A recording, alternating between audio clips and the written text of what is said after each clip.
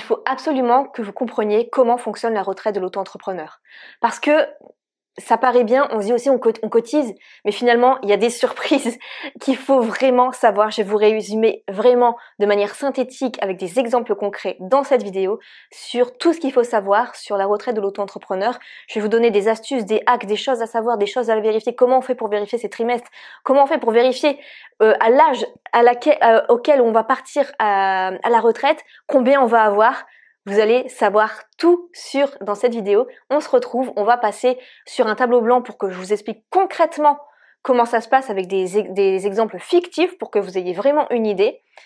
Et attention au piège de l'auto-entrepreneur avec la retraite parce qu'il y en a. Donc faites attention. C'est parti, n'oubliez pas de vous abonner et à tout de suite.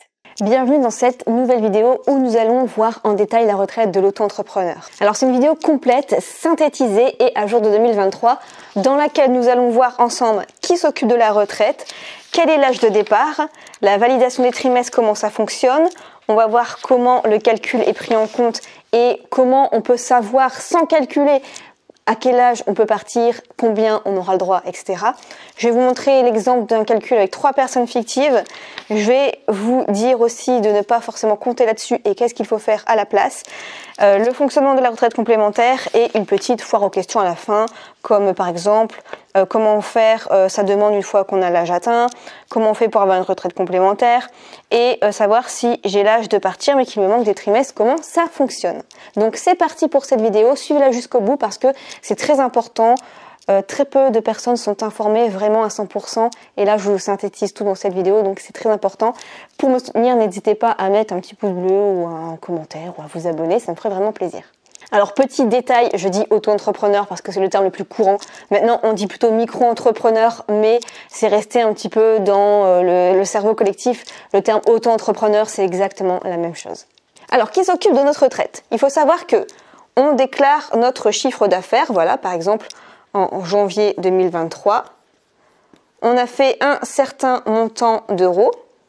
Par exemple, on a fait, je sais pas, on a fait 2500 € en janvier 2023. Donc ça, chaque mois ou chaque trimestre, on doit le déclarer donc à l'URSSAF. Et c'est l'URSSAF qui va en fait donner toutes nos informations. Donc par exemple, à la caisse de maladie, à la caisse de formation, parce qu'on a un compte professionnel à la formation, et aussi à la retraite. Donc c'est vraiment l'URSSAF qui s'occupe de tout. Vous n'avez rien à faire, ça se fait automatiquement. Et ensuite, de la retraite, vous dépendez soit du régime général, comme les salariés, ça c'est dans le cas de 90% des auto-entrepreneurs, soit le régime de la CIPAV. Donc régime général, ça va être plutôt les activités commerciales et les artisans, voilà, de manière générale. Et là, ça va être plutôt en fait les professions libérales. Donc voilà, vous n'avez rien à faire, ça se fait automatiquement. Il faut savoir que si vous déclarez ici 0 €, les informations sont transmises, mais au niveau de la retraite, on tient en compte 0 € et vous ne validez pas de trimestre. 0, nada. Et on va voir plus tard que d'ailleurs, il faut faire un revenu net minimum qui n'est pas toujours évident, c'est même assez élevé pour certaines activités. Donc c'est pour ça que vraiment je vous demande de rester attentif jusqu'à la fin de cette vidéo. Donc ça c'était le premier point. Qui s'en occupe? Finalement, vous avez rien à faire. Maintenant concernant l'âge de départ à la retraite, qui fait beaucoup débat depuis la réforme des retraites, notamment qui est passée avec le 49.3, donc en gros on impose, même si tout le monde n'est pas d'accord. Donc l'âge de départ, pour ceux qui sont nés je vais prendre à partir de 67-69 pour vraiment généraliser parce qu'avant il y avait vraiment des dizaines de lignes. Il faut au minimum valider 170 trimestres dans sa carrière. Si vous êtes né entre 70 et 72, vous devez en valider 171. Et tous ceux à partir de 73, vous devez en valider 172 pour l'instant. Mais ça va changer, on le sait. Pour partir à l'âge, on va dire minimum, actuellement, parce que vraiment cette vidéo, elle est à jour maintenant, mais ça change tout le temps, forcément, c'est la loi. 62 ans. Et pour avoir donc le taux plein de la retraite, pour vraiment maximiser vos revenus de retraite, c'est 67 ans. pour l'instant. Parce que, à savoir que, avec la réforme des retraites là, qui prévoit, l'âge légal sera reporté de 3 mois en plus par an à partir de septembre 2023.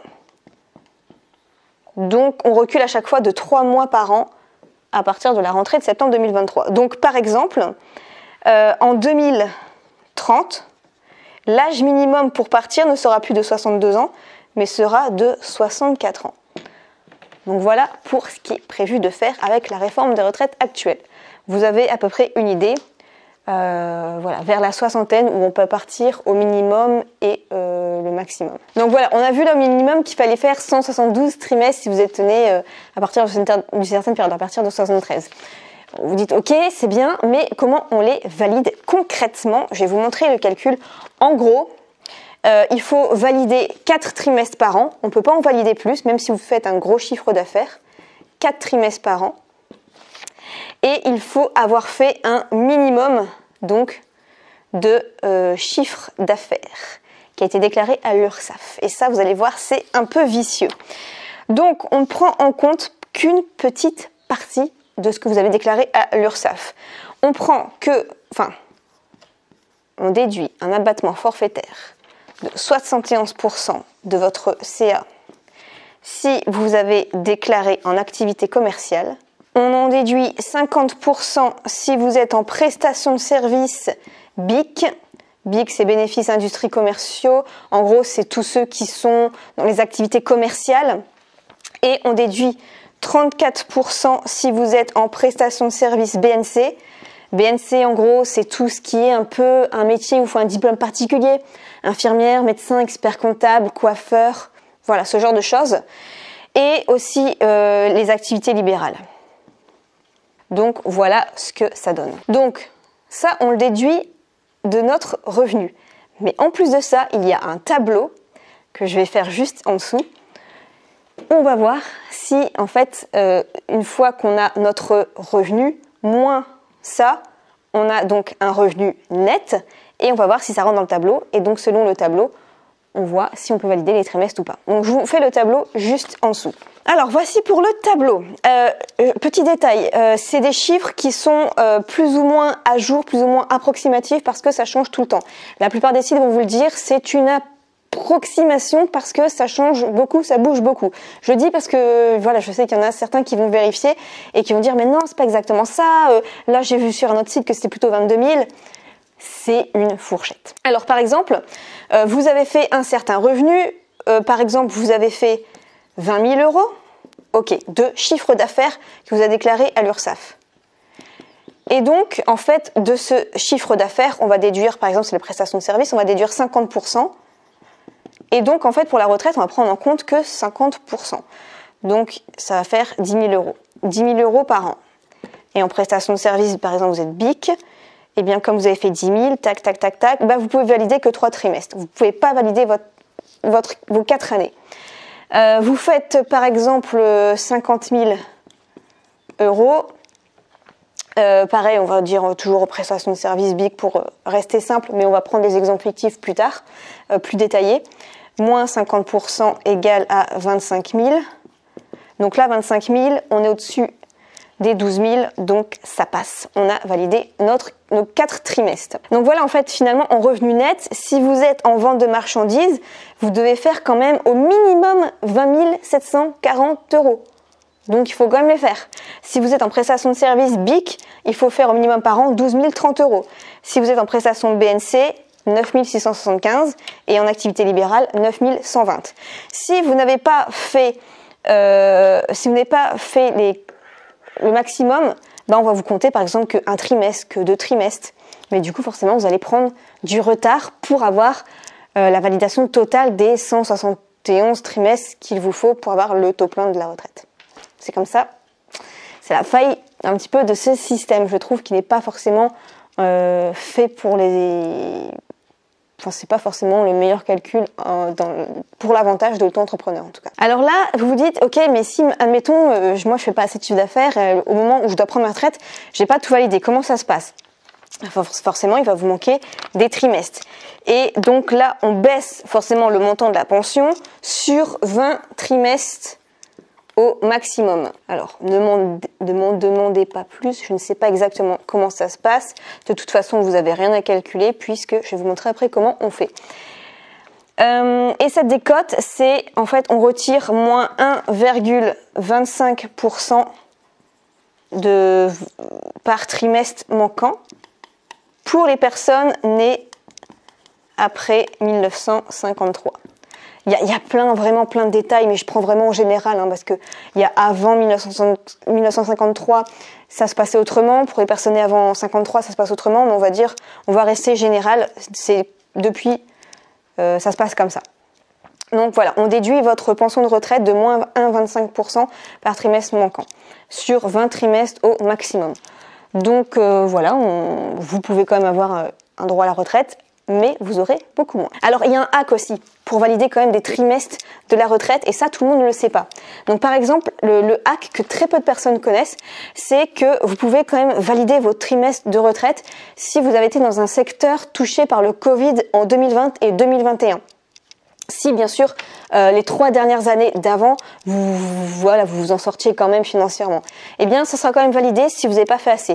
Ces secteurs-là concernent généralement tout ce qui tourne autour du tourisme, restauration, hôtellerie, tourisme, événementiel. Donc ça, c'est possible quand même de valider. Donc pour valider quand même, on peut donc, si vous avez été touché par le Covid dans votre secteur en 2020 et 2021, c'est possible.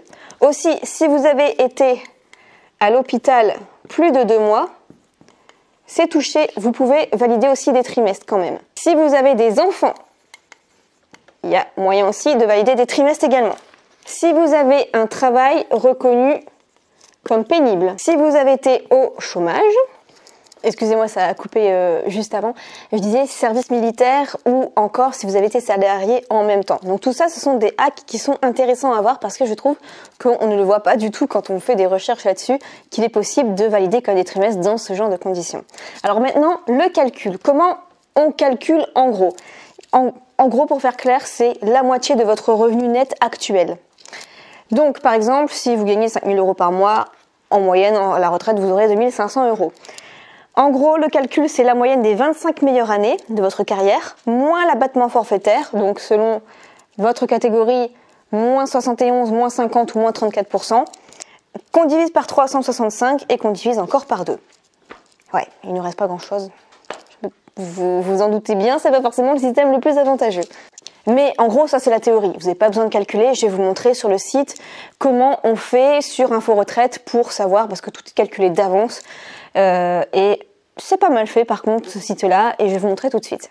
Vous allez taper Info Retraite dans Google, c'est le premier lien. Vous allez cliquer sur mon compte retraite ici. Vous allez pouvoir vous identifier avec France Connect. Donc moi j'utilise mes identifiants par exemple des impôts.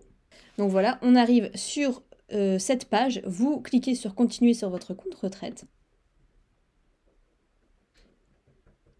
Vous allez cliquer sur mon estimation retraite et vous cliquez sur accéder au simulateur. Donc on peut voir par exemple que si je pars à 62 ans au minimum, donc j'ai 149 trimestres enregistrés, donc on n'a pas les 172, je pourrais avoir en net 1486 € par mois. Donc là ici on peut modifier. Et en taux plein à 67 ans, donc en 2058, je pourrais avoir en net 2102 €. Donc voilà, comme ça vous pouvez avoir une estimation simple, claire et précise. Alors, 5e point, c'est de ne pas compter forcément sur votre retraite en tant qu'auto-entrepreneur. Pourquoi? Parce que, vous l'avez vu, il y a tout le temps des réformes qui font qu'à chaque fois ça bouge, c'est réformé, c'est plus ou moins avantageux, etc. Et puis aussi, ne comptez pas là-dessus parce que parfois, il y a des années difficiles dans votre carrière. Sur les 25 années prises en compte, enfin, un auto-entrepreneur, c'est de sa responsabilité à 100% de faire des revenus. Mais il y a des années où c'est plus ou moins compliqué. Aussi parce que je vous conseille d'épargner chaque mois 20% de vos revenus. Si vraiment c'est possible, essayez de le faire, de vous mettre un minimum en sécurité. Vous pouvez faire à la place un plan d'épargne retraite. Vous pouvez aussi ouvrir une assurance vie. Ou vous pouvez aussi faire à côté un petit business en ligne. Donc voilà, de chez vous, le soir, par exemple, le week-end. Et vous pouvez faire notamment de l'affiliation. Donc de l'affiliation, c'est sur Internet recommandé ce que vous aimez bien. Et toutes les personnes qui vont acheter par votre lien URL, vous allez toucher un pourcentage sur la vente. Donc c'est super intéressant, c'est super éthique. Et donc je suis spécialisée dans ce domaine-là. Si vous voulez vous former à ça, avoir plus d'informations, je vous mettrai le lien dans la description. Ça peut vous permettre d'avoir un revenu complémentaire. Et tout ça, vous pouvez l'épargner pour maintenant et pour votre retraite. Alors maintenant, on va voir des exemples de personnes fictives. Alors pour ça, je vais juste recopier notre tableau de référence avec les trimestres à valider selon le revenu net et aussi l'abattement forfaitaire. Donc voilà, j'ai remis les références. En gros, donc pour nos calculs, il faut savoir l'abattement forfaitaire ici et ensuite selon l'abattement forfaitaire, si selon les calculs, ça rentre dans le tableau ou pas. Donc on va prendre un premier exemple. On va prendre par exemple Léa qui a un petit resto. Et donc le petit resto, elle fait 50 000 € par an de chiffre d'affaires. Donc par exemple, elle a fait ça en 2022. Et donc, par contre, l'abattement forfaitaire, c'est activité commerciale dont la restauration et l'hôtellerie. Donc on retire ici moins 71% de ceci. Il nous reste plus que 14 500 € par an qui est pris en compte. Ok. Et donc ici, c'est de l'activité commerciale vente. Donc ça rentre dans ce tableau-là. 14 500. Donc là, on peut valider un trimestre, on en valide 2, on en valide 3. Mais on n'en valide pas 4 parce qu'on n'a pas fait 20 740 €. Donc ici, on peut valider que 3 trimestres. Ok. Maintenant, on va prendre Léo. Léo, il est plombier. Plombier, ça correspond à la prestation de services en bénéfices industriels commerciaux, en BIC. Ok, donc là, BIC, c'est moins 50%. Donc, du coup, imaginons, il a fait 24 000 € par an en 2022. Donc, moins 50%, on prend en compte du coup que 12 000 €. Donc, BIC, ok, donc 12 000 € dans le tableau BIC. Donc, on valide un trimestre, 2 trimestres, 3 trimestres. Et à 30 € près, on valide pas les 4 trimestres. Mais bon, je sais pas si à 30 € près, ils sont vraiment stricts là-dessus, je ne sais pas. Mais voilà, 30 € près, on aurait pu valider les 4 trimestres.